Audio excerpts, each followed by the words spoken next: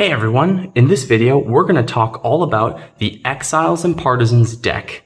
There's been some exciting news for any Root Digital players out there, people who play it on the Steam version or on the phone app, that the app version is getting the Exiles and Partisans deck very soon. And this is really exciting because, in my opinion, the Exiles and Partisans deck takes Root to a whole other level of strategy and balance as well. Let's talk about how it's different from the base deck. So everyone's familiar with the base deck. It comes with Root. Everyone's played it at least once. And if you see on the card back, this one has the 4 suits, and the Exiles and Partisans deck features 4 of the expansion faction animals, the otters, lizards, corvids, and moles. So this came out at the same time as the Underworld expansion and was packaged in the Kickstarter, but is now available as a separate purchase. And it is not meant to be mixed together. You're not supposed to combine the decks together. You play with one or the other. So to use the Exiles and Partisans deck is very simple. Just take the base deck and put it back in the box. And then you're just going to play with this one replacement deck. Okay. What is similar between the two decks is all of the card suits are exactly the same. There are 13 mouse cards, 13 rabbit cards, 14 fox cards, and 14 bird cards. Let's flip it over. The dominance cards are exactly the same, all right? That's nothing different. The ambush cards are also exactly the same. We got 1 of each suit and 2 birds. And all the item cards, right? The swords, the coins, the root tea, the hammer, all of these are also exactly the same between both decks. So what's different? Well, all of the persistent effects have been completely changed. So cards like Command Worn, or Armorers, or the notorious Favor cards have all been completely replaced by a new set of persistent effects. And I'm going to go over each and every one of them to make sure that everything is clear with how they're used and that there's no confusion about rulings. So let's start with some of the mouse abilities. The first one is League of Adventurous Mice. I just love the artwork on this so much. He's like, ah! So it's a mouse-suited card, of course, and it requires 1 mouse to craft. And the ability reads, once in daylight, may exhaust an item in your crafted items box to take a move or initiate a battle.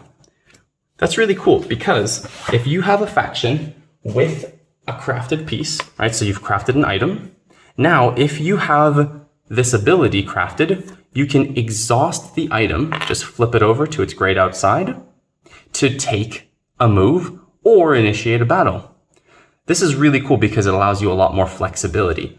It reminds me a little bit of the cards in the base deck, Command Worn and Cobbler, because of that extra action, but because it doesn't say at the start of daylight or the start of evening, it just says once in daylight. You could add that action in whenever you want. So you could really use it when it's necessary and not just because you have a free action. Keep in mind that it says once in daylight. So if I have 3 different items, I can't just say, oh, I use this, I use this, I use this. No. Once per turn, you can exhaust an item.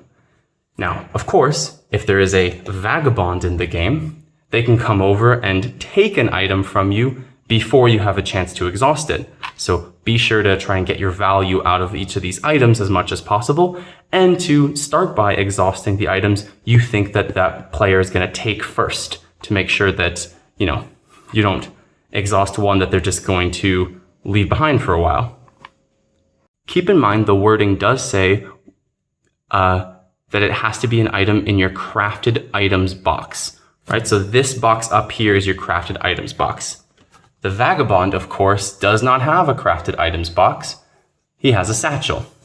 Same thing with the Lord of the Hundreds. They don't have a crafted items box. They have the Horde, right? So for these 2 factions, this card is totally meaningless, okay? So you just have to make sure that you understand that it's once per turn, you exhaust an item, and it can only be factions that actually have a crafted items box.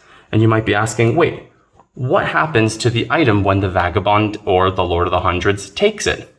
Well, it specifically says in the description for aid that when the vagabond takes an item, it goes face up on the board. Okay, so you don't have to be like, oh, it's exhausted, so does it go into the satchel exhausted? No. When you aid in it for an item, it always goes face up. And same thing with the Lord of the Hundreds. It doesn't explicitly say this, but since the state of the item doesn't matter at all, whether it's face up or face down, it literally doesn't matter. So you can just switch it face up and it has no gameplay difference. So that's League of Adventurous Mice. There are 2 copies of it in the deck, and that's it. There are not too many duplicate cards in this deck. Just so we're clear, there's a lot of unique cards. And one of them is Master Engravers. Okay, so this one costs 2 mice or mouse crafting pieces to craft. And it reads, whenever you craft an item, score 1 extra point. Really, really good. It makes every item you craft more powerful. Like a boot would give you 2 points. A tea would give you 3 points. And a coin, 4 points. It's unbelievably good. Now, how does this interact with the Eyrie's disdain for trade and the Lord of the Hundreds' contempt for trade? It's pretty simple. If you're the Eyrie and you're not using the builder, of course, you would score the 1 normal point and then an extra point. So all the items essentially would give you 2 points if you have Master Engravers as the Eyrie. And for Lord of the Hundreds, right, you get the Master Engravers point no matter what. So if you choose to take all of the points, you get the normal points that everyone else gets. And if you choose to take the item and forego the listed points, you still get the Master Engravers point. That's the meaning behind this wording here that says, but score no listed points. Okay, so Master Engravers is separate. It's an extra point. Okay. Next one is another really powerful one, Murine Broker. All right, 2 mouse crafting pieces. Whenever another player crafts an item, draw a card. Really nice, really amplifies your card wealth. And it's not that it disincentivizes people from crafting items because they still want to craft those items, but now you get a little bonus for it. You get to draw a card over and over. Keep in mind, a mistake that I commonly see is that people think it's whenever they craft any card. No. It's whenever they craft an item. Okay, so only tea, boots, bags, swords, things like that will give you a card for Murine Broker. And the last one is Mouse Partisans. Okay, Mouse Partisans is very interesting because there exists one of these for each suit. And I'm just going to go over them all right now. So we have Mouse Partisans, Rabbit Partisans, and Fox Partisans. They're all mirror images of each other, and you'll be able to figure out what they do. So I'm just going to explain Mouse Partisans first. So it's a mouse card. It has 1 mouse crafting piece as its cost. In battle, in mouse clearings, may deal 1 extra hit, then discard all your cards except mice. This might seem very expensive to use, but it's actually really powerful, and advanced players can really utilize this well. So basically, if my hand is all mice, or maybe let's throw a fox card in there. If somebody attacks me in a mouse clearing, I can decide after the dice have been rolled, I'm going to deal an extra hit against you, but you have to discard all the non-mice cards. So I would have to take this fox and discard it to deal an extra hit. It seems expensive, but keep in mind that you don't throw away Mouse Partisans when you activate it. You can use it over and over and over again in your own turn, in other people's turns, and that's what makes it really powerful. The fact that it acts as a disincentive for other people to attack you, at least in mouse clearings. Also, keep in mind, it just says in battle, so you can use it as both the attacker or the defender. People might think that you don't want to trigger it because your cards are very valuable, but the minute you trigger it, it's open season, because now you can just feel free to take tons of battles because you've already paid the one-time cost of all your cards that aren't mice. And of course, Fox Partisans and Rabbit Partisans are exactly the same, only the difference is the suits, the crafting costs, and the fact that it's in Fox clearings. Fox Partisans can activate, and then you'd have to discard all your cards besides Fox. Same thing for Rabbits. In Rabbit clearings, you discard everything besides Rabbits to deal the extra hits. Okay, Partisan cards. I really, really like them. Next, let's talk about the Rabbit abilities. Okay, One rabbit ability is Tunnels. Okay? There are 2 copies of Tunnels, and they both are just 1 rabbit crafting piece. And the way they work is you treat clearings with any of your crafting pieces as adjacent. So you can see there's a little picture of a mole. That's clearly what they're going for thematically. That basically 2 clearings on the map become adjacent to each other if you have crafting pieces in them. Let's see an example. So what you could do is say, okay, the Corvids, we're going to plot in this clearing, remove a warrior to place a plot. Now you have a crafting piece in the clearing and a crafting piece here. So you could just warp them from here in one move to send them over here. Almost like there's a secret underground tunnel that goes between these 2 clearings and any others that have your plot tokens. Okay. This works for all types of crafting pieces, be they Marquise de Cat workshops or sympathy tokens. However, be careful, because a common mistake is thinking that the tokens for the Riverfolk Company, their trade posts, are their crafting pieces. No, they are not. The Riverfolk Company crafts using empty spaces on their crafting board. So these tokens are not their crafting pieces. Therefore, Tunnels is completely useless for the Riverfolk Company. It's also not great for the Lizard Cult because their crafting pieces, their gardens, are only their crafting pieces if they match the Outcast suit. So if you have Fox Gardens and Rabbit Gardens, if the Outcast is Fox, only Fox Gardens are crafting pieces for that turn. You can't just connect all of the different gardens. Only gardens of the same suit are crafting pieces and can be connected via tunnels. So it's also not a great card for the Lizard Cult, but I'm very excited to see all the different ways that players are going to find uses for it in the digital implementation. Swap Meet is a really interesting, fun rabbit card. There are 2 of them in the deck, and they both only need 1 rabbit crafting piece to activate. Once in Birdsong, may take a random card from another player and give them a card. So basically, you would say, hey, you, Marquise de Cat, I want one of your cards. Give. So they bring their cards over to you from their hand, and you just pick one at random. You get to look at it, and then you can either say, I don't really like this. I'm just going to go ahead and give it back to you. Or you could say, I do want to keep this card. I'm going to give you back one from my hand. It's not that you have to change them necessarily. You take one, and then that one is now in your hand, and then you give one back. Okay? Keep in mind that if you decide to use Swap Meet against the Riverfolk Company, just because their hand is open, it's still a random card. So they would take all the cards from their hand, their market row, and just shuffle them up, and then you would choose one at random face down. Okay? You don't just get to say, I want that specific card, so hand it over. That's not how it works. Okay? Swap Meet. This is one of my favorite rabbit cards actually, is Charm Offensive. It has a very similar cost, which is it's the same cost. It's 1 rabbit crafting piece, and the way it works is, at the start of evening, may draw a card and choose another player to score 1 point. This is pretty tricky, actually. It really rewards you for knowing the meta of the game well, so you understand everyone's board position and you see who's least likely to win.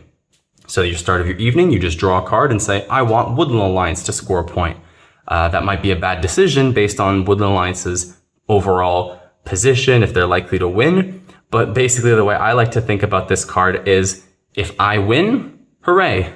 But unless the player who I've aided won by a single point, like they got 30 points on the dot, then it's no problem. If they won by, too much, or they got to 32 on their last turn, it didn't really end up mattering. I just got a bunch of free cards for it, right? So being able to choose the correct opponent, the safe opponent to give this point to, can be a very interesting meta decision. I really like Charm Offensive. And the last rabbit card is Coffin Makers. This is notorious. This is the most powerful rabbit card, or the most powerful card in this whole deck, really. And it's a big wall of text. So this is the most expensive. It costs 2 rabbits to craft. And the way it works is whenever any warriors would return to a supply, place them on this card instead, on the card. At the start of Birdsong, you score 1 point per 5 warriors here, then return all warriors here to their supply. Let's see how this works.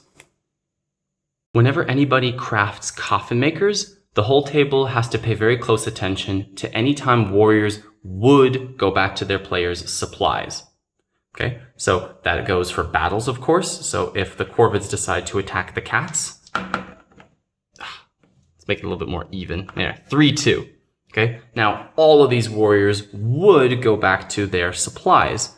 So because they would be returning to the supplies, they instead all go to the coffin.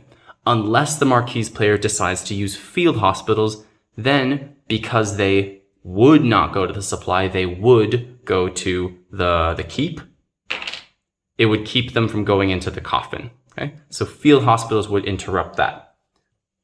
Another thing to know that if the lizard cult is in play and the cats decide to attack the lizards, therefore the lizards are in defense. Cat's gone. And then this lizard doesn't go to the coffin because he died in defense. So he would not go to the supply. He would go to the acolytes box. Only once acolytes are spent do they then go to the coffin whenever they're spending them for their conspiracies. So they first go to acolytes, then go to the coffin. Okay? And this also goes for any time that you remove your pieces to place something down. So if you have a Corvid here and you want to plot, whoop, remove the warrior to place a token, this Corvid goes to the coffin. Same goes for Woodland Alliance. Organize to place a sympathy token, bam, into the coffin he goes. The weird one is when you take the recruit action, okay? So as the Riverfolk company, normally when you recruit, we just say, okay, I'm going to recruit with this warrior. I'm going to put him right here onto the river. Okay. However, when Coffin Makers is in play, you have to remember that you're still spending a warrior, and that spent warrior should go to its respective supply. So even if it's my own warrior, I spend it, put it onto the coffin, and then take a warrior from the supply, and then put it onto the map where you want it. So you do actually need to go through that process of take a warrior off the board, place it into the supply, then from your supply, put the warrior. Okay. So factions that have low warrior counts, like the Woodland Alliance or the Corvids or the Riverfolk Company, can have big problems because all of their warriors are just going to end up getting stuck in the coffin. Not only is that really problematic for them, but whoever crafted Coffin Makers, now here's how it works. Their birdsong comes around and they say, okay, I have six warriors in total, collectively my own warriors and the enemy warriors, all put together equals 6. For every 5 that is in the coffin at the start of your birdsong, you score a victory point. And then no matter how many there are, even if it isn't a round number, you send them all back to their respective supplies. Okay? So they don't hold over. They are automatically sent back to the supplies at the start of your birdsong, and then it all refreshes and starts over. Now let's talk about the fox cards. This one is called Informants. There are 2 copies of it in the deck, and they cost 2 fox crafting pieces to craft. In evening, if you would draw cards, you may instead take 1 ambush card from the discard pile. Very, very cool, but a little bit niche because it's kind of expensive. Basically, for factions that automatically draw cards at the end of their turn, like 1 or 2 or even more sometimes, they can instead forego drawing cards from the deck and go through the discard pile and take an ambush card. Interestingly, the card that they're taking is not a drawn card. Therefore, if you don't draw a card from the deck in evening, you can still spend cards or use cards to try to expose the Corvid's plots. This isn't just good for cards that you draw by default because of your faction's natural card draw. You could also pair this with Charm Offensive, because this is at the start of evening, you may draw a card. So if you have Charm Offensive and Informants, there's a nice synergy there. So you could say, okay, I'm going to use Charm Offensive to give you a point, draw a card, but instead of drawing a card, take an ambush card. And then I arrive at the end of my turn, I draw another ambush card for my Informants. And it also works if you are the Woodland Alliance or some other ability allows you to move in evening and you move with the fairy. So if you move with the fairy in evening, you would technically be drawing a card. You could apply Informants to that evening card draw. So interesting card. I don't see it crafted too often, but I think that it could be very useful. I'd like to see more experimenting with this. Next up is False Orders. This one is really powerful. It is very cheap as well. 2 copies of it in the deck. And the way it works is, in Birdsong, may discard this card to move half of an enemy's warriors, rounded up, from any clearing, treating yourself as that player and ignoring rule. This card has actually been errated, and they were thinking of printing out new ones, but basically the way it's intended to work now is that you force half of an enemy's warriors, rounded up, to move from one clearing to another. So it's exactly what it sounds like. If I take this map, and the enemy had a whole bunch of warriors here, I could just spend my crafted False Orders. Of course, most factions craft in daylight or evening, so you'd have to already have it crafted and then say, okay, I'm discarding False Orders. It's a one-time use card to move half, which in this case is 3, of your warriors over to another clearing. If you are moving them into a clearing where there is sympathy, a sympathy token of the Woodland Alliance, they would be the one who has to spend the card. If you're moving them with the fairy, they would draw the card because you're basically forcing them to take the action. Also, they have to be able to validly take that action. So you couldn't, for say, if you're the river folk using False Orders, you can't say, okay, I'm going to force you to move along the river. No. They have to be able to take that action. So if they had another card we'll talk about later, which is called Boat Builders, they have Boat Builders crafted, then you could move them along the river. Also, here's a little secret. If you're using False Orders on the Keepers in Iron, you can move them with their relics because you're making the agency decision in this case. So you could move 1 or 2 Keeper warriors out of the clearing and either leave behind or take relics with them. There is no decision of how many warriors. It's literally half of an enemy's warriors. You can't say, oh, I only want to move 1. No, that's not how it works. It has to be the exact number, which is half rounded up. The next Fox card that I want to talk about is Propaganda Bureau.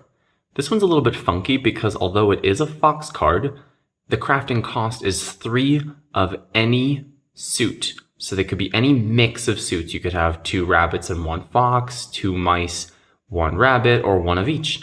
It doesn't matter the suit in this case. You just have to activate 3 of them. So it's actually not that hard to craft. And look at this ability. It's really good. Once in daylight, may spend a card to remove an enemy warrior from a matching clearing and then place a warrior there. So it's kind of similar to the Lizard Cult's Convert action, although it's a little different because that's a replace action, so you have to complete the whole action. This is just remove and then place. So imagine this. The Woodland Alliance has Propaganda Bureau crafted. Then in daylight, they could just spend a Fox card to remove a warrior from a Fox clearing of any other enemy faction and replace it with their own faction, or shouldn't use the word replace, but remove a warrior and then place their own in that same clearing. And then once they get to evening, they can just organize that warrior. So for some factions, it's really, really good. Other factions, 1 spent card might be a little bit expensive for a warrior, but for a faction like the Woodland Alliance or the Riverfolk Company, for whom warriors are very expensive, this is a really awesome card. Okay, Propaganda Bureau, very cool. And the last card that is, it's kind of straddling that line, kind of like the last one. It's Eyrie Émigré, or Eyrie Émigré. It is itself a bird card, but you need 2 foxes to craft it. And here's how it works. At the end of Birdsong, take a move, then initiate a battle in the clearing you moved into. If you did not take both actions, discard this card. And just for a second, look at this art. I mean, come on, Root has the best art of any game ever. Basically, this card gives you sort of a mini decree that occurs at the end of your Birdsong. And note that this is, just like the decree, mandatory. You do not have the option to say, oh, I crafted this 2 turns ago, I don't want to use it this turn, I'd rather not, so I'm just going to discard it. No. Once you craft this card, from now on, you must try to accomplish the actions. So let's say that I'm the cats in this case.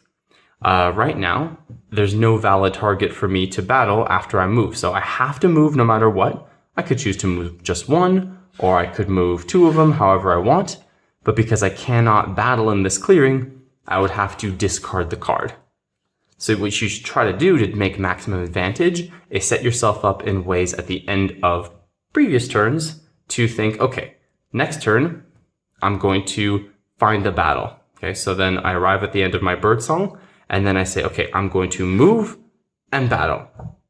And you have to do this every turn for as long as you craft it. The only way to discard it would be, like I said, if for some reason you cannot complete both of them. Otherwise, you must take both actions.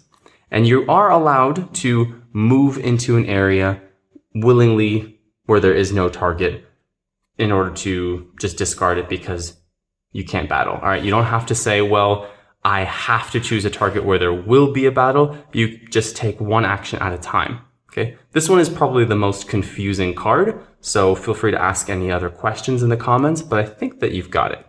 Okay, Eyrie Émigré. Now that we've talked about that one bird card that uses fox crafting, let's talk about all the bird cards proper. We have Soup Kitchens, which is a bird card, and it requires 1 of each crafting suit. So this is the most difficult card to craft in this deck. It must be amazing, right? Let's read it. Your tokens now count towards rule, and each of your tokens counts twice? Okay. Yeah, so basically, as we all know, warriors and buildings are the only pieces that count toward rule. But now, if you have tokens, let's say the Corvids have 2 warriors, well, let's say whatever, 2 warriors. If they plot, they take a warrior. Now, this token, which normally wouldn't contribute to rule, contributes 2 points. So basically, in this situation, the cats have 2 warriors. The Corvids technically have 3 points worth of rule, so they rule this clearing, and, the cats don't. Of course, the Corvids are nimble, so they could move anyway. But it makes all of your tokens, whether it's Riverfolk Trade Posts or, importantly, Sympathy tokens, help you out towards rule and hurt others. Okay, it's a bit of a niche ability. I can't say I've ever actually seen it crafted, just because of the high cost and the fact that it's a bird card and the ability is a little bit specific. Some factions don't even need it. So I don't know. I'm very curious to experiment with it on digital and see how it changes the gameplay of token-heavy factions. But yeah, Soup Kitchens. Next up is Boat Builders. You treat rivers as paths. Yes, this is really great, and it's so easy to craft. Just 2 of any. This is really, really solid. I like this card a lot because it allows you to think about the map entirely differently. So it's not exactly like the way that Riverfolk Company work, because the Riverfolk Company can move independent of rules, so they could just move around the river even if they don't rule the clearings in between. This just allows you to think about the river as if it were a path. So for cats, not only could you move warriors across the river, but you could transport wood across this. Or if the Woodland Alliance has a sympathy token, they could spread along the river. And if the Corvid Conspiracy has a raid token go off, like this, say that there's a raid token here, and the cats attack it, they would spawn a Corvid into all the adjacent clearings, including those that are made adjacent via the river. So it's basically exactly the same as if you purchased the riverboat service from the riverboat company every turn as long as this is crafted. Very good card. I like this one a lot. Okay, boat builders. Next up is Corvid Planners, a very similarly formatted card, which is bird suited, and it only takes 2 of any crafting piece to craft. While moving, you ignore rule. This one, I like it a lot as well, and its utility is based partly on the faction that you are, but also on the factions that are at the table. So if the Lizard Cult or the Marquise de Cat are at the table, factions that tend to have a lot of ruling power, this can help you be very sneaky and move around just like the Corvids do. And look at this art. This is too much. I love it. So Corvid Planner is very easy. It allows you to move like the Corvids or the Vagabond. Okay. And the last card in this deck, and the reason that we're able to have really powerful cards like Coffin Makers and Murine Broker and Propaganda Bureau, is that there are 3 Saboteur cards. Right? It's the only card that there are 3 of in this deck, and it's actually the easiest card in the entire game to craft with just 1 of any crafting piece. It's a bird card, and the way it works is at the start of Birdsong, right? So the first thing you do on your turn, apart from maybe buying a Riverfolk service or something, may discard this card to discard an enemy's crafted card. Oh, now I get it. So let's say that your enemy crafts Coffin Makers. Now they're just getting so many passive points. Well, what you can do is you have to craft Saboteurs. And then because of its timing of the start of Birdsong, you have to wait at least 1 full turn having it in your crafted improvements area. And then you could just discard the card to also force your opponent to discard their crafted improvement. And you're probably going to use it on the strongest cards there are. So I really like the fact that Saboteurs exists because it allows the designers to experiment with really powerful cards and not worry that they're just going to throw off the game forever because there's a risk. Okay, so this is the advantage of actually crafting a Saboteurs preemptively before anything really good hits the table, because it'll suppress your opponents from crafting the really good ones. Okay? And that's everything that you need to know to play with the cards of the Exiles and Partisans deck. You can basically stop watching the video now, because now what I want to do is just talk about my personal opinions and why I think that the Exiles and Partisans deck is a way better deck to use than the base deck. And I actually don't even really play with the base deck anymore. If I have the choice, I'll always choose Exiles and Partisans deck. And there's a few reasons why. One of them is the cost of crafting cards is way lower in the Exiles and Partisans deck than the base deck. Let's just use the rabbit cards as an example. So in the base deck, we have 7 rabbit cards, okay? We've got 2 copies of Cobbler, 2 copies of Command Warren, 2 copies of Better Bank, and 1 Favor of the Foxes. And we're going to talk about this in a second. But the cards all cost either 2 rabbit symbols or 3 rabbit symbols. So in general, the base deck improvements and effects are just way more expensive.